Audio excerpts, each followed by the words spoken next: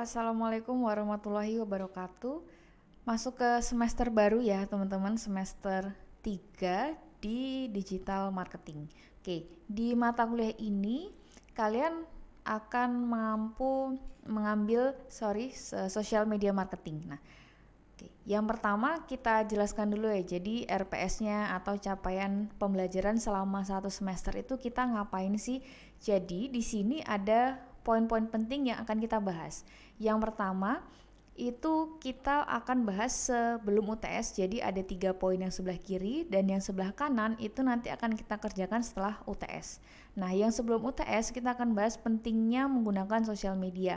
Tentunya teman-teman saat ini kan pasti sudah pakai sosial media ya, apapun itu bentuk platformnya pasti semuanya sudah menggunakan. Nah, kira-kira pentingnya tuh apa sih di dunia digital saat ini? Terus yang kedua, kita melakukan identifikasi platform. Jadi di sini setiap minggu nanti akan kita bahas ada beberapa platform, misalkan ada Facebook marketing, ada Instagram marketing, ada juga YouTube, atau ada juga TikTok yang sekarang sedang hits gitu.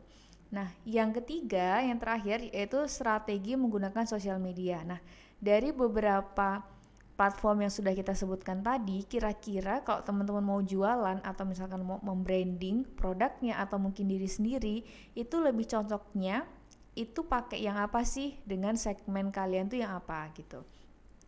Nah, setelah itu kita UTS. Dan setelah UTS kita akan membahas yang pertama, funnel marketing.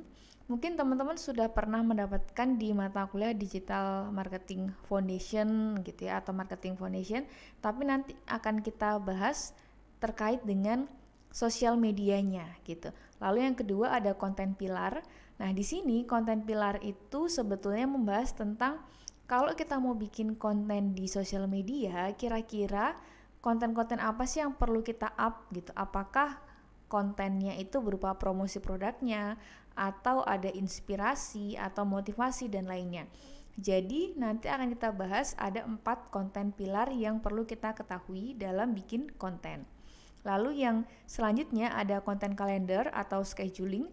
Jadi di sini teman-teman mengibaratkan sebagai kalian punya kalender, terus kalian tandai setiap hari itu mau upload konten apa. Nah, bedanya nanti di sini akan kita bahas atau kita akan gunakan aplikasi. Jadi aplikasi di sini akan mengingatkan kita kapan jadwalnya upload konten. Kira-kira kontennya itu udah dibikin atau belum, udah sampai mana, atau mungkin udah selesai nih gitu. Dan yang terakhir kita akan bahas terkait dengan project akhir. Jadi sebelum UTS itu akan saya jelaskan terkait dengan project akhir. Kira-kira projectnya seperti apa, terus hal yang harus dilakukan oleh teman-teman itu apa. Biasanya project akhirnya ini berupa kelompokan. Tapi kalau misalkan teman-teman tidak bisa kelompokan karena di luar kota dan mungkin sendirian, itu bisa sendiri atau individu. Nah, terus capaian pembelajaran dari satu semester itu kira-kira apa sih?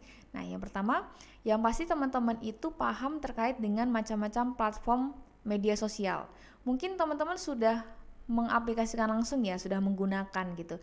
Tapi kita akan lebih paham lagi kira-kira misalkan algoritma dari setiap platform itu apa sih, terus seperti apa, mau misalkan optimasinya. Yang kedua, memahami funnel marketing di sosial media.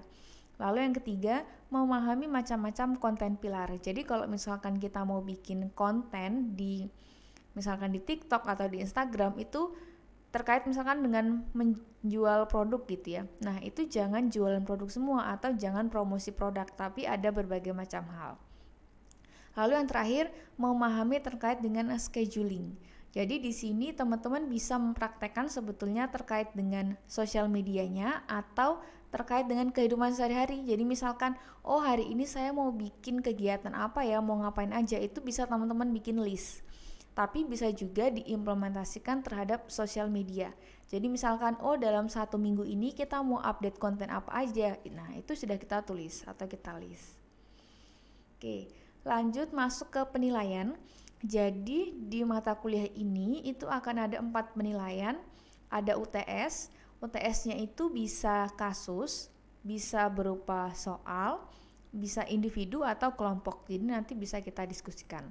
lalu ada tugas 20%, ada etika 15%, dan yang terakhir ada proyek akhir 40%. Nah, di sini teman-teman perlu memahami bahwa proyek akhir itu yang mungkin biasa kita sebut misalkan UAS gitu ya. Kalau UAS kan biasanya mengerjakan soal. Nah, sedangkan proyek akhir itu memang biasanya sebelum UTS atau setelah UTS itu langsung fokus terhadap proyeknya. Jadi memang tugasnya itu cukup banyak, makanya diberikan proporsi yang banyak. Nah, diharapkan teman-teman ini bisa lebih fokus dan bisa lebih benar-benar perhatian dengan si tugasnya atau tugas akhir ini karena presentasinya sangat tinggi gitu. Oke, mungkin itu saja perkenalan singkat terkait dengan RPS dan capaian pembelajaran di mata kuliah ini. Sekian, sampai ketemu di video selanjutnya.